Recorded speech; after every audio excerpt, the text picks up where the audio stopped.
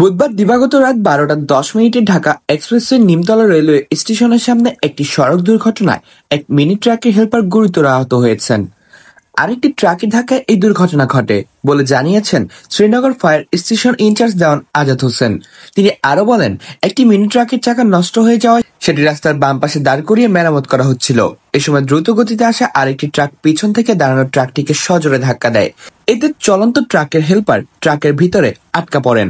খবর পেয়ে শ্রীনগর ও সিরাজদি খান ফায়ার সার্ভিসের 3টি ইউনিট দ্রুত ঘটনাস্থলে পৌঁছায়। ফায়ার সার্ভিসের কর্মীরা যৌথ প্রচেষ্টায় প্রায় 1 ঘন্টা চেষ্টার পর আটকে পড়া হেলপারকে উদ্ধার করতে সক্ষম হন। আহত হেলপার ও ট্রাকের চালককে তাৎক্ষণিকভাবে শ্রীনগর উপজেলা স্বাস্থ্য কমপ্লেক্সে পাঠানো হয়। পরবর্তীতে উন্নত চিকিৎসার জন্য তাদেরকে ঢাকার একটি হাসপাতালে স্থানান্তর করা হয়েছে। কামরুল হাসান সাফিন, মুন্সিগঞ্জ.টিভি।